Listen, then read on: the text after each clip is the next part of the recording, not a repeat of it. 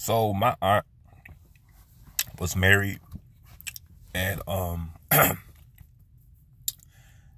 believe at 46 or 45 she was married.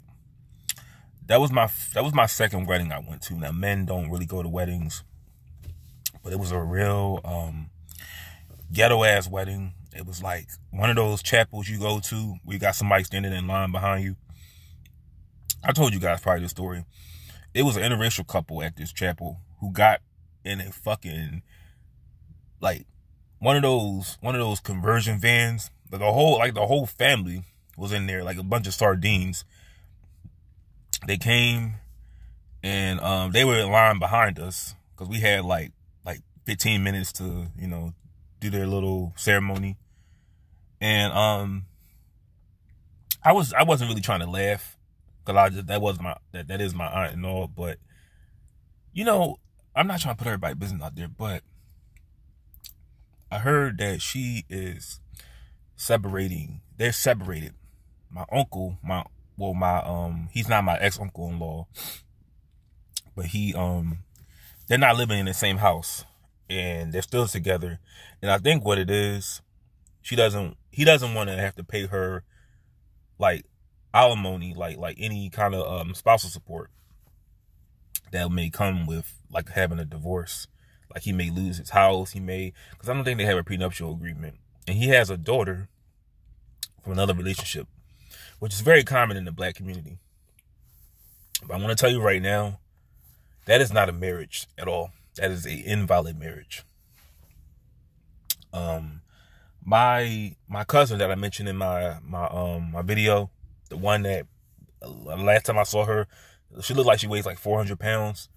She married this female who would beat her ass and kick her out the house and take her stuff.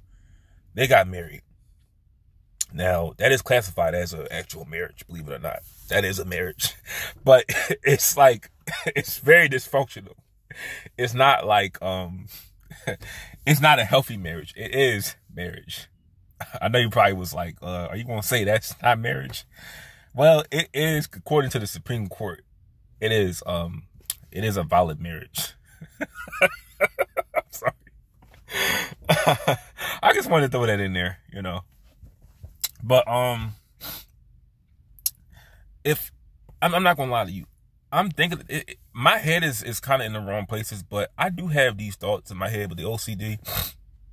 I just have these thoughts in my head about my 40s. Like, am I going to be lonely? And not like, let me explain what I mean by that. So yeah, I choose to not let a lot of people in my life, but I do think about my legacy. Like, I do think a lot about, I want children. I want to see, how many I could have. Like, to be honest, I don't want a daughter, only because I feel like that's a woman's role more than a man. And I can relate more to sons than daughters. But I just, like, my thing is, and I sort of get this from other cultures. I don't care what my wife looks like. Obviously, I want a wife who I can get along with, who I know I'm going to stay together with. But I'm going to say this right now. If I had the opportunity, because I don't want to get married. I don't want kids now because, like I said, I don't have a career. I don't have enough money. And I'm not very mature yet. I think I need like at least 5 to 7 years of life experience. But I just think about sometimes, like, will I forget a family and just be alone forever? It's not a bad thing, but it's just a thing where you just wonder, like, you don't want it to be like, man, what if my life could have been like if I had kids? Because obviously people who watch this video, if you say that kids are a pain in the ass and they give you headaches, obviously that's what comes with it. But I know a lot of parents don't really want to be parents. They are parents from their actions, not really their desire to want kids. Like me, I just think about it a lot now. I do want to raise a family because I just think about when I get older, You know, will I be able to, these are the two things.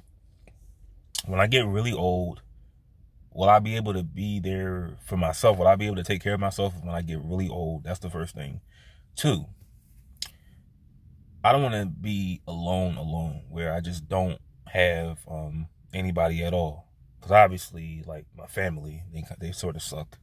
Well, they do suck. And when that happens, you tend to want to start your own family. And I'm saying this right now, I don't care what my wife looks like, because the whole concept of procreation, of sex, is only for, you know, procreation. That's the only concept it's for. I mean, yeah, I want to be affectionate with my wife. I want to make sure we get along, because we're going to be staying together forever. But it's just that our job, when we decide we don't want to have any more kids, is just raising kids and getting along and setting an example for those kids.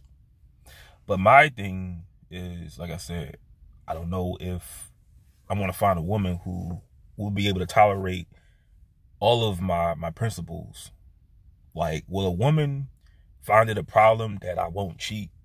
I'll stay faithful? Because women find it boring that men aren't exciting. Like, that's what I'm saying. It's a lot of things that I feel like may make the marriage not go how I want it to. But I just think about sometimes, like, man, if I had like 5 children, 5 boys, a wife, a nice house, car, a good career, and I'll be the only one in my family to actually do it the right way. Because, like I said, my brother has 2 kids by 2 different women.